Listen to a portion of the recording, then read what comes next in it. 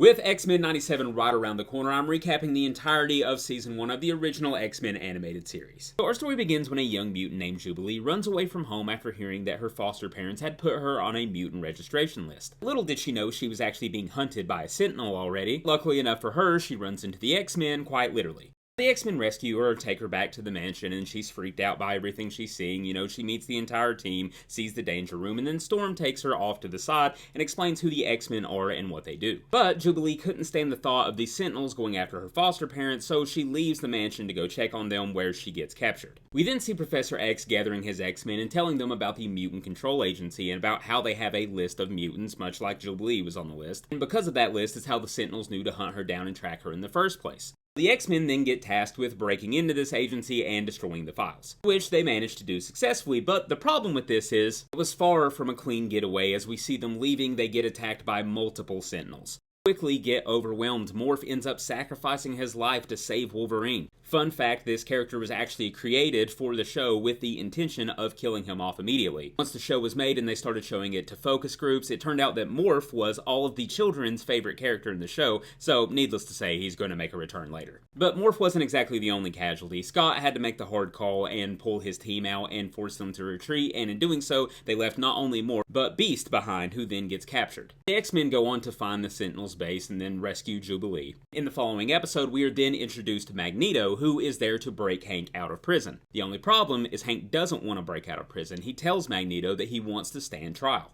But the trial doesn't go so well. It's almost like these people are prejudiced against mutants or something. Once the verdict gets handed down, it turns out that Sabretooth was in the crowd and he begins to go ballistic. And in his rampage, he gets mortally injured. I know you all are going to be like, oh, but he has a healing factor. Him and Logan both have one, but they still get hurt pretty badly. It's not that good in the show. But Scott won't leave a fellow mutant behind no matter how he was behaving, and he was really hurt. And despite all of Logan's protests, end up bringing Sabretooth back to the mansion in order for him to recover. But Logan is pissed. He tells the rest of the team that Sabretooth should not stay here, that he's a threat. No matter how bad he's hurt, he needs to get him the hell out of here. Their argument is cut short and Wolverine has to leave alongside the rest of the X-Men when Magneto begins attacking a military base to launch nukes on America. They end up stopping the nukes in episode 3, and then immediately in episode 4, Magneto is attacking a chemical plant.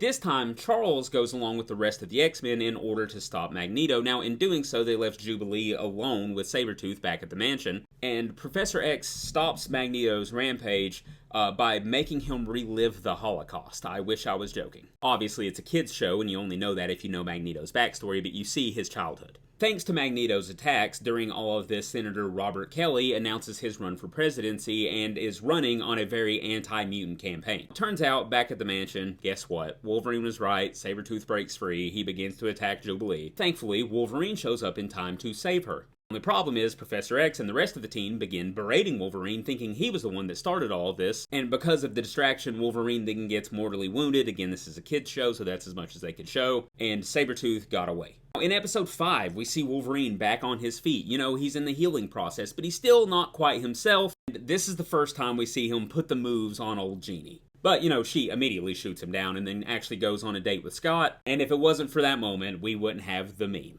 During their date, Scott and Jean get abducted by the Morlocks. I only included this picture because I absolutely love Leech. They would then get saved by the rest of the X-Men. This is actually the first time we see Storm leading the team. Upon their return back to the mansion, we see that Wolverine has left. Logan had went back home. He was in the Yukon, to clear his mind, as one does. But his solace, peace, and tranquility lasted all of, no time. Because he gets attacked by who else but Sabretooth. All of that was going on. Gambit had actually heard of an island named Genosha, which was welcoming mutants, which sounds like a great thing, right? So him, Storm, and Jubilee go to investigate. And nobody would have ever guessed that was a horrible idea. Turns out the whole Genoshan plan here was to get mutants on this island, force them into slave labor in order to build a dam. This dam being used to power a Master Mold Sentinel, which can create other Sentinels pretty much seamlessly. Also, this episode features a lot of really cool cameos if you're looking for them in this prison. We have like Sunfire and Northstar. This is the first time we see Mystique and Blob, and I think even Thunderbird's here. But the coolest one for me personally is when Gambit breaks out of the prison and is helped by none other than Cable.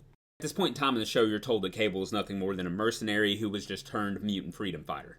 It goes back to the prison, breaks all the other mutants out, and Storm uses her powers to then summon a flood that destroys the dam and wipes out the plant where the Master Mold Sentinel was. After this, the rest of the X-Men team show up on Genosha in order to pick these three up, but they return home to find that the mansion has been destroyed. But not only that, Professor X was missing. Now, he had left them a message saying that he was going, but they're just kind of crossing their fingers and hoping that he left before the mansion got destroyed. In their search for whoever destroyed the mansion, they come across Colossus, and he's being blamed not only for that, but for a string of violent bank robberies. But once they clear his name, he goes on to help the rest of the X-Men stop the real culprit, the Juggernaut. At the end of that episode, Professor X is still missing, and then we jump to Warren Worthington, aka Angel, and if you don't know, this is pretty cool because he is one of the OG 5 X-Men. He is being interrogated by Cable. Cable is looking for a Dr. Adler, and the reason he's came to Warren is because Warren is funding Dr. Adler's research. Research that is taking place on none other than Muir Island. It happens to be where Professor X is already investigating this geneticist with his old friend Moira McTaggart. The reason both Charles and Cable are trying to find this doctor is because it turns out he's claiming to have a cure for being a mutant.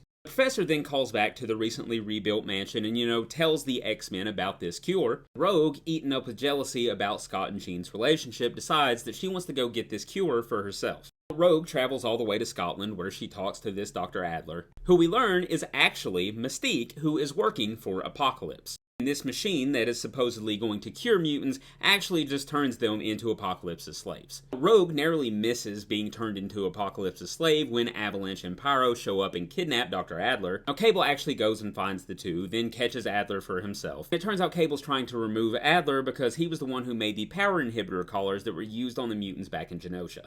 But the X-Men show up, stop Cable, decide that if mutants want to be cured, they should be able to make that decision for themselves. Rogue does help Dr. Adler put the machine back together, but has had a lot of growth throughout this episode and decided that this isn't the right decision for her, that she doesn't need to remove her powers. Warren Worthington, on the other hand, who was funding all of this research, very much still does want to remove his powers. In the next episode, we see that Apocalypse has turned Warren into Archangel and has assembled his 4 horsemen. Apocalypse's entire plan in this episode is just to create as much chaos as possible, so him and his 4 horsemen end up terrorizing a world peace conference. X-Men then battle the 4 horsemen. I can't defend myself here. You knew I had to do it, but the pose happens. Directly after this, the rest of the X-Men show up, help defeat Apocalypse, but he manages to get away in a spaceship that he had stored underneath Stonehenge. And we actually jump from that Apocalypse appearance into the Days of Future Past adaptation, which I honestly think the animated series handles pretty well. We start off in the year 2055. We see that Forge has created a machine that would allow somebody to go back in time in order to stop an assassination that took place in the 90s. Bishop, gives Logan hell because he's an old man at this point and decides that he should be the one that goes back. When he does, we learn that the assassin is actually one of the X-Men. Bishop explains that this assassination that takes place at the hands of one of the X-Men actually triggers the future becoming what it is. Sentinels started rounding up all of the mutants after this take place, but it doesn't stop there, and eventually the Sentinels round up everybody. We learn that the assassin is actually Gambit, as Bishop blames him for the entirety of this horrible future he's from. Gambit is upset that the rest of the team doesn't believe that he wouldn't do this, so he decides to go to Washington, D.C. and stop the assassination himself. Lo and behold, when he arrives, he is stopping himself from assassinating Senator Kelly, who, need I remind you, is running for president at this point. Of course, it turns out the assassin is Mystique. We also learn in this moment that, like in the comics, Mystique is Rogue's adopted mother. But with the assassination stopped, Bishop goes back to the future only to learn that everything is still exactly the same. Because as it would turn out, the Senator still got kidnapped by who else but Magneto. The Senator is rescued from Magneto by a bunch of plastic-based Sentinels, and Magneto gets deathly injured in this battle, ends up getting found by the X-Men and taken back to the mansion to recover. But once Senator Kelly is taken back to Master Mold, it turns out that he wasn't being saved at all, that Master Mold has went rogue and wants to replace every world leader's brain with a robot. I'm not joking, I swear to God, that is Master Mold's plan. They also don't elaborate on that any further. X-Men go to rescue the Senator, they find the base, they fight a bajillion of these Sentinels. But during the middle of the battle, Professor X somehow loaded up the Blackbird full of explosives and gasoline. I don't know how. And he flies it straight into the Master Mold Sentinel, destroying it, but ejecting at the last second and carefully being placed back on the ground thanks to Magneto. Now, after his life was saved by the X-Men, Senator Kelly completely changes his platform and what he's running on. He is now pro-mutant. He eventually goes on to win the election. He pardons our boy Hank, #FreeBeast. And in the season finale, Scott then proposes to Jean, and they all live happily ever after. You know, as long as you don't consider the fact that Mr. Sinister is creepily watching the lovely couple. That set up for season 2? I think it is. This was a shit ton of work. If you all would like to see me do this with every single one of the X-Men animated series seasons, please let me know, and I will try and wrap it up before X-Men 97 comes out next week. And if so, make sure you give me a like and a follow so you can stay updated for all of this.